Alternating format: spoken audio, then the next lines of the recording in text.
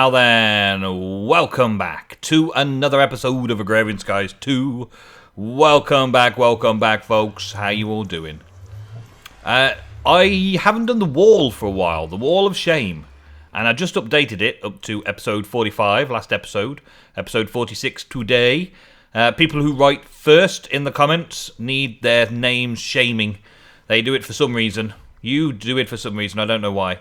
This is an interesting coinkydink. Look, the Wobart got first twice, and they ended up being next to each other on the board as well. 25 and 45. Thank you very much for sticking with me through the series so far. That's 20 episodes you've been sticking around. I don't remember how far back we went. I'm pretty sure I said names all the way up here, so we'll start there. Episode 26, Chris Gordon, thank you very much. Episode 27, Frankie Rodriguez, thank you very much. Episode 28, Sami Ahmed. Now, you would not believe how awkward Sami Ahmed is in this particular place because of this here jack-o'-lantern. When mobs spawn somewhere and come down the stairs, that's like the first jack-o'-lantern they take. And the amount of times I've had to replace it and remember Sami Ahmed's name. Episode 29, Jake Just 13. Episode 30, Mine Lord. Episode 31, Jake Just 13. Again. I hadn't updated the board or shown people what I've done, so he did it again there. And he's done it again. Episode 41, he's done it again. Oh, shame on you, Jake Just 13. Shame on you. Dead Bananas. What an awesome name. The Mechanic. The Cashern 84 PLL. Wow, there are just not enough usernames in the world. Sami Ahmed again. Hey. Jelly Brat. Con John 13. Well done, Con John. You got yourself on the wall of shame. Rick Bloomers again. Well done, Rick. You keep coming back for more, don't you? And episode 40, John Phillips.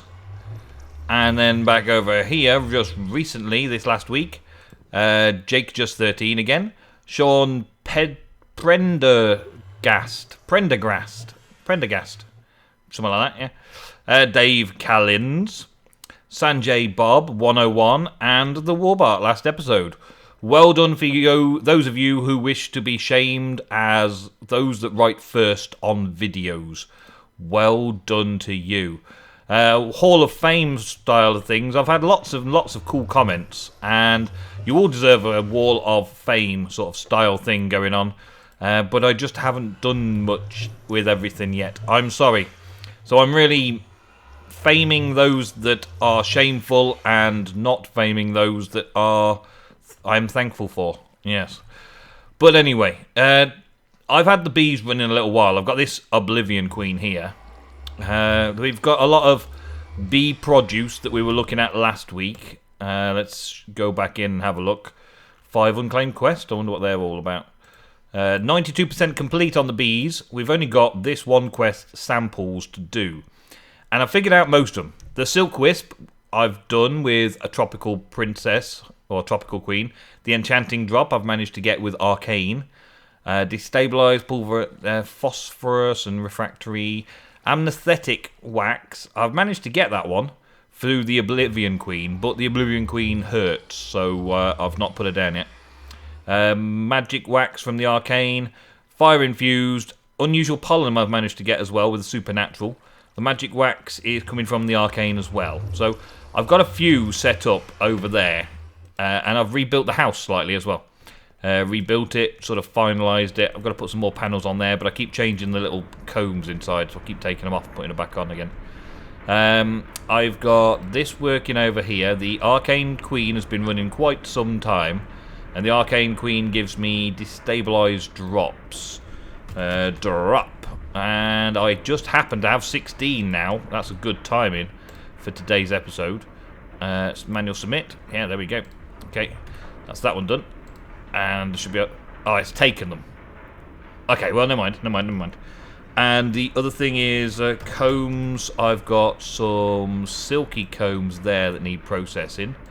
So let's just pop those through now. Get the silky propolis. What's the other thing? Oh yeah, the supernatural she's been going for a while, and she gives me the unusual pollen.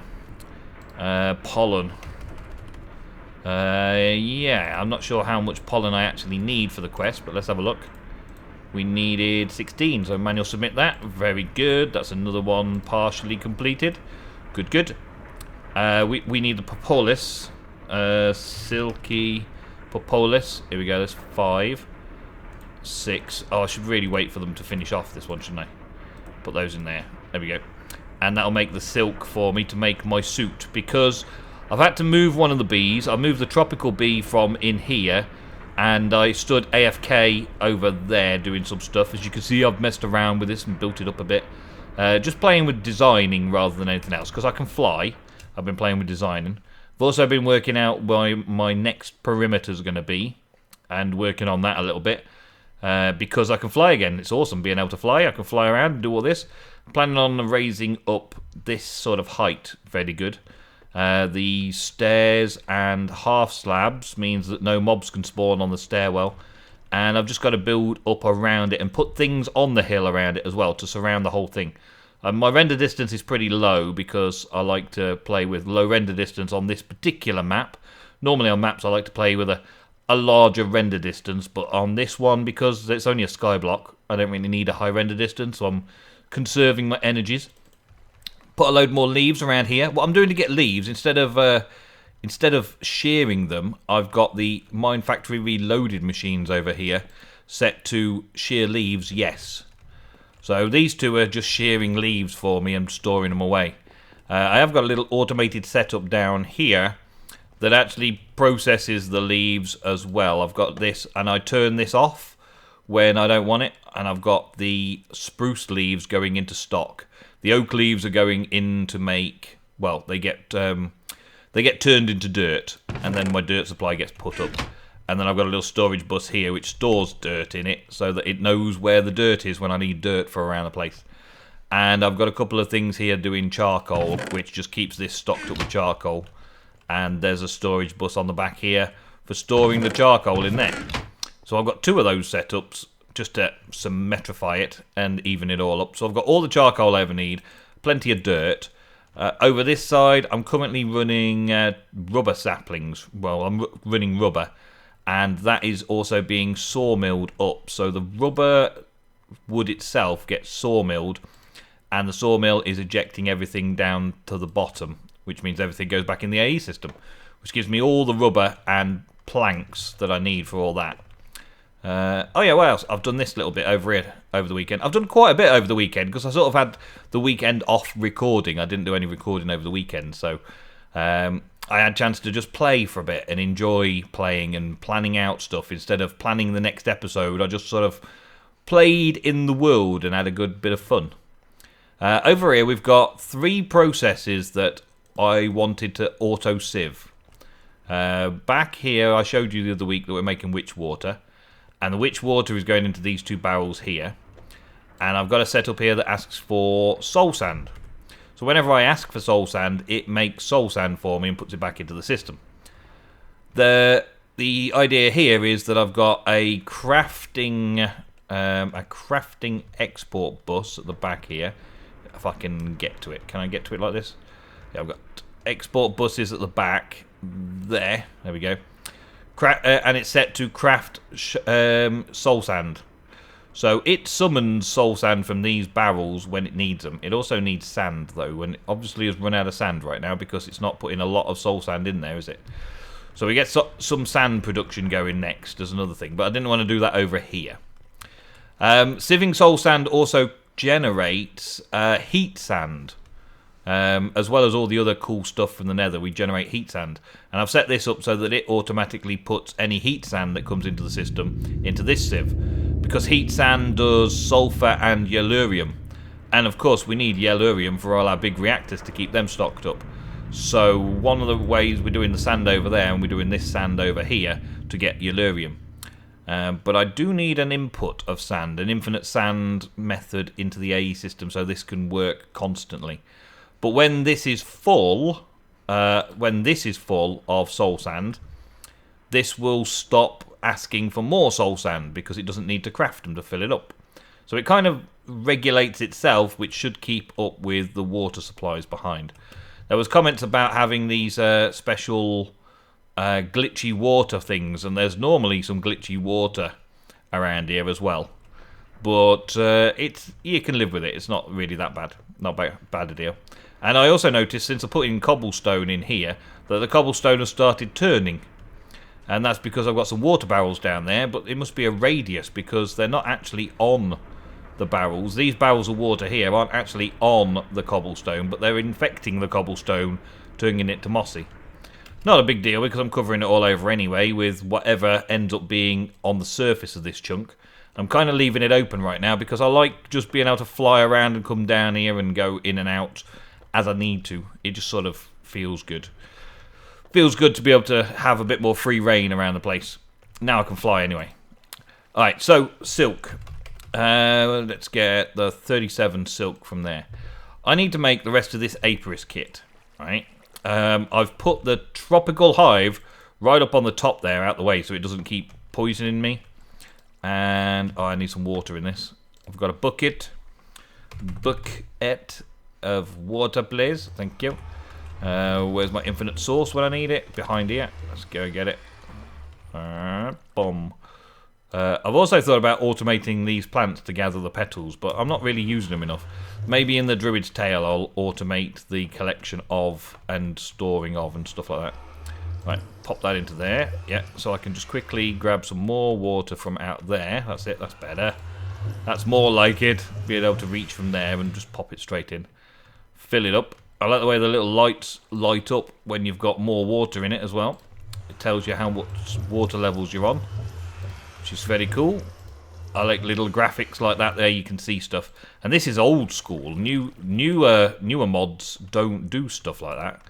But forestry, old school forestry, have got a great idea here that nobody else seems to have picked up on. Maybe it's just an issue with texturing things. This makes a cool texture, having those extra little bits of function on the outside to quickly show what you're doing. So in a carpenter with the string in a pattern like that, I should be able to craft woven silk. And this woven silk makes the apiarist gear. Let's see about apiarist gear. Apiarist. There we go. And I need a full suit, I think, to protect me. So I need apiarist pants, those, and apiarist boots, which are those. Nice and simple. But I've got to craft the items first. Where's the power gone? There's lots of power. Got that. Got 9. Make it. Make it now, sir. Make it now.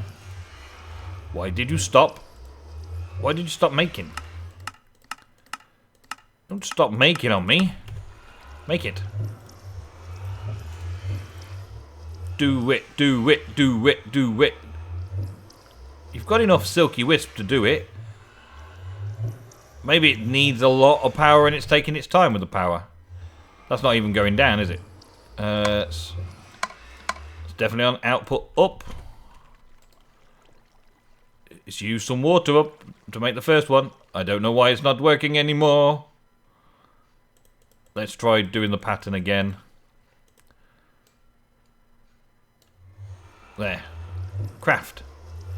Craft it. Oh my days. What is wrong with this? I thought that was going to be so simple. So simple. I was going to move all my stuff up there. Well, I suppose I'll just have to take some damage and do it. For now, anyway. I'll figure out why I can't make the apiarist kit. One piece of woven silk left. I don't know. Right, so we've got an apiary. Let's craft one of those up. I want to take one of these up there. I'm not doing loads and loads of bees, but I do want to just quickly get this over and done with. Because here we are today. And I also need ducts. I'll have another item duct or few. And let's have a... Have we got leadstone? Oh, I've got no leadstone ducts left. Okay. Well, I've got some redstone energy ducts. That'll do me. And the item ducts will take the items out of there, so I need a servo. Which I don't currently have any on me. Or any made. Let's make another one quickly. Servo. Just want a basic servo. That'll do. Okay, must have used my last one. Alright, and then up here, right at the top of the mob farm, is where I put my bees up here. Got a little setup over here. Let's just quickly take her out, so I don't get poisoned while I'm up here. And did I get... Yeah, I did get some vines growing there, so I don't really need this anymore. There we go. And I can put this one down here. What this is doing is basically, it is gaining power and sending items. So it's receiving energy and sending items. So I should be able to hook up the item duct there. Give it a server there and set that to auto pull. Yeah.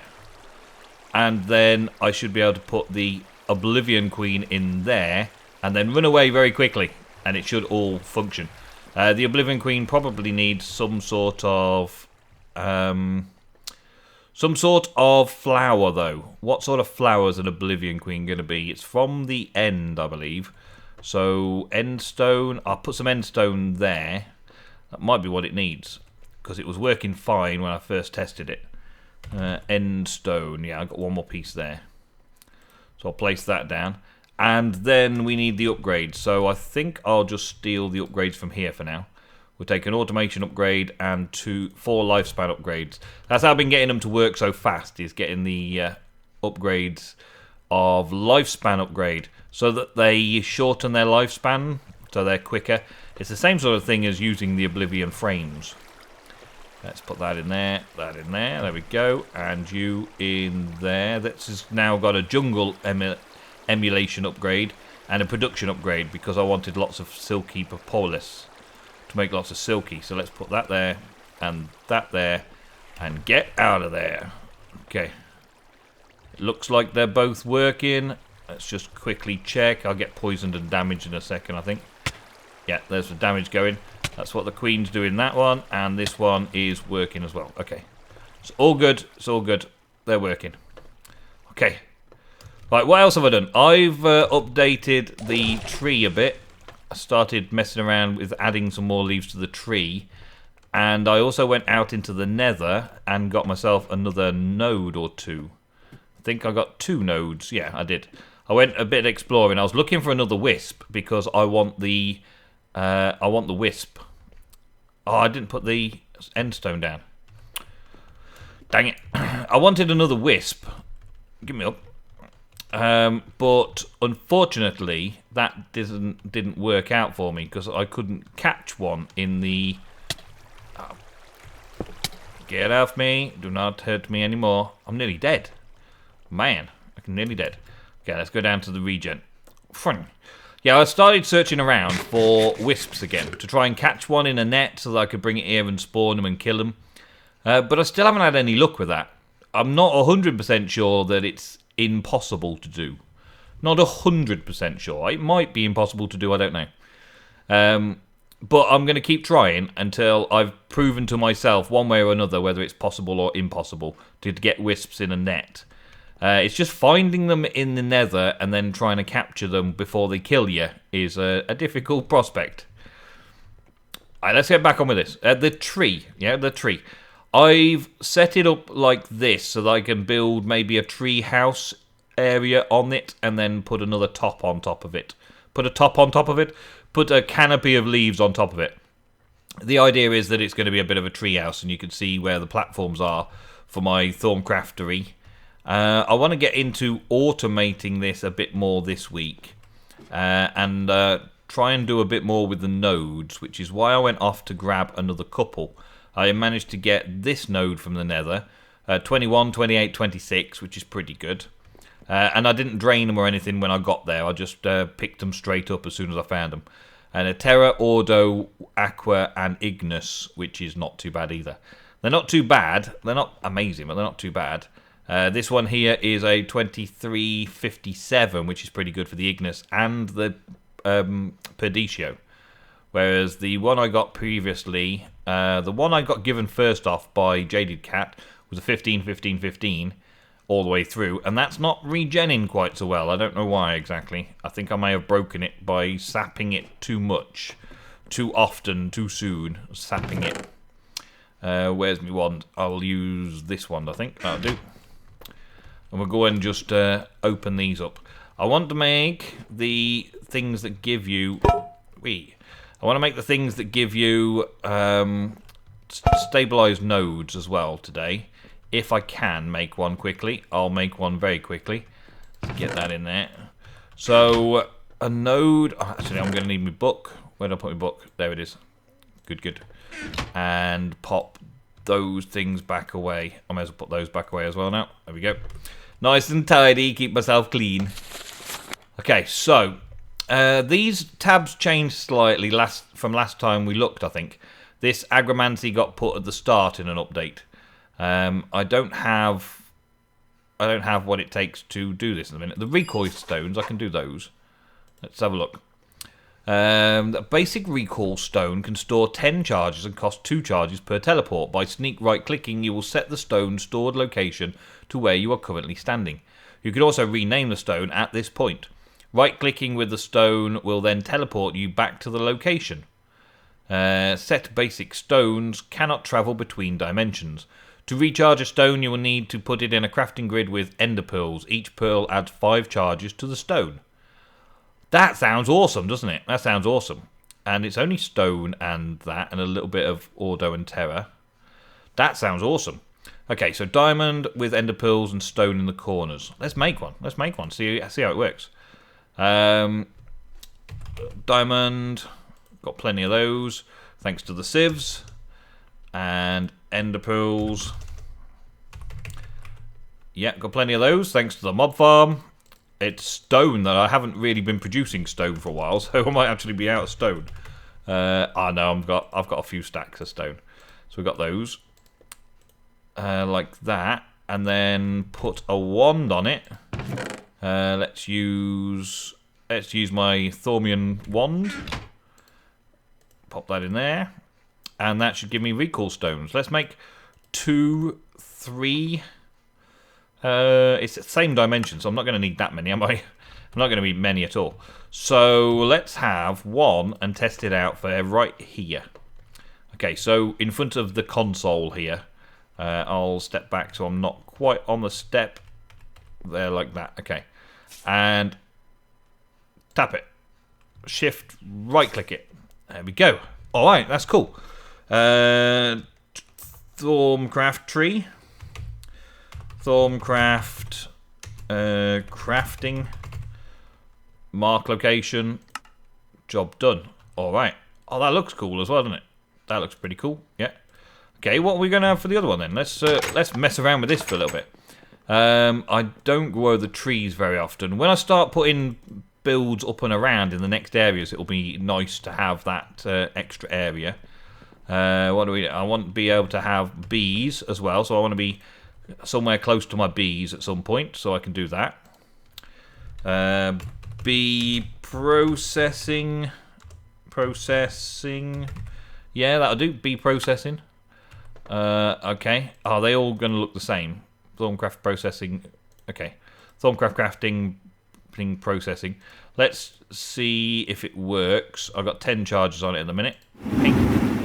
Oh, yeah, look at that. That's awesome. I like that. And it's got 6 charges left. And recharging time. It recharges by itself? No, it just has like a cooldown period. Okay. And then to stock it back up, we just put ender pearls with it in there. Does it use anything? It doesn't use anything. It just charges it back up again. Very good. Awesome. So now I should be able to go to the bee processing. Something blocking the destination. Something is blocking the destination.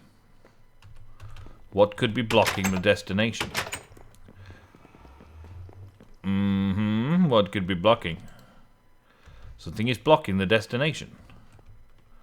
Ah. I don't know why that would be. Something is blocking the destination. Maybe because I'm on hearth slabs? Can't be right, can it? Okay, well. Let's try another one then. Let's try another experiment. Let's have over by the XP farm. Let's have an XP farm one. So the XP farm isn't on half slabs, so let's do it from here. XP farm, mark location. Okay. Thorncraft crafting, we'll go back to there. This is not on half slabs. This one, XP farm, is not on half slabs. But the bee processing is on half slabs. Okay, right. Well, I'll fix that. Let's do this now. I want to do other things this week, lots of other things this week, but this seems to be something that I'm doing right now, and we need to get it to work, don't we? So let's have the diamonds back. Let's get this, make another one, see what we can make. I wonder how you can void off what it says and what it is. I don't know. Let's have a look. Ender pearls, we can make 4 more of those. I think there's a more advanced version of this as well that it was saying, wasn't there? Like a dimensional one. Stone, let's have the 4 of those. 4 in there like that. There we go. Take another one of those. It doesn't cost a lot to make either, which is pretty cool.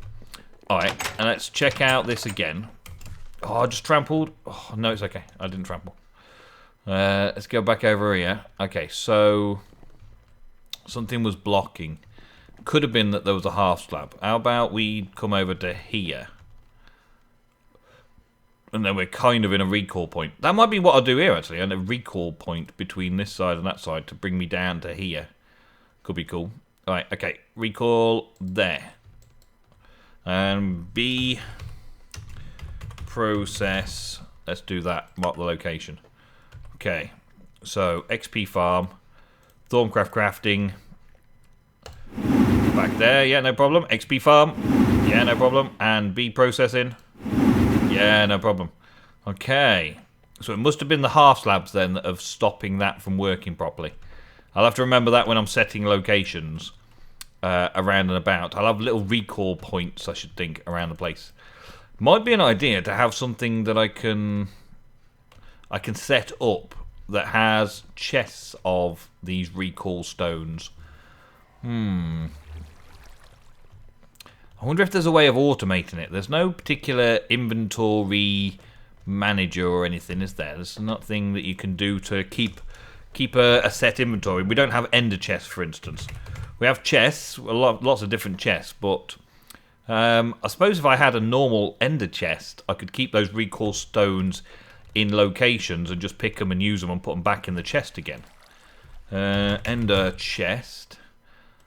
Should be able to make them. I just need to make these, of course. Let's make 4 of those. Make 4 of these. Yeah, that'll do. Okay, so we'll have an ender chest over here. And I'll put it there for now. Put my recall stones in there. Oh, I've already got everything in my ender chest anyway, but that's okay. I can have a row of recall stones in my ender chests. And then we'll have one over here where we're going to recall to go to Thorncraft area. Which was just here. So let's put that chest there. Why not? And then I've got access to those there. The XP farm. Let's go to the XP farm. And we could put an ender chest. Let's put one here next to the anvil. And then I can put it away. So, my theory there is that I want to travel around the base quickly. I can just go to an ender chest, grab whatever place I want to go to. Something blocking the destination. Oh, that's the broken one, isn't it? Okay, so let's take the other bee process, that one. Right. Zip to the area I want to go in, and then pop it away in the ender chest, so that I can access it from any other location. So wherever I happen to be, I can head off to wherever I want to be. So when I'm over here, I can go, oh, well, let's go to the XP farm. Da-da-da-da-da. Boom. And then I can put it away in the XP farm chest. Yeah, that kind of works. It feels a bit too close to be messing about, but over time, with dimensions and things like that we're going to be going into, And there should be a dimensional upgrade to it. Let's have a look.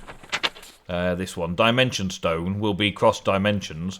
We need 2 of the thingy. 2 of the speed one.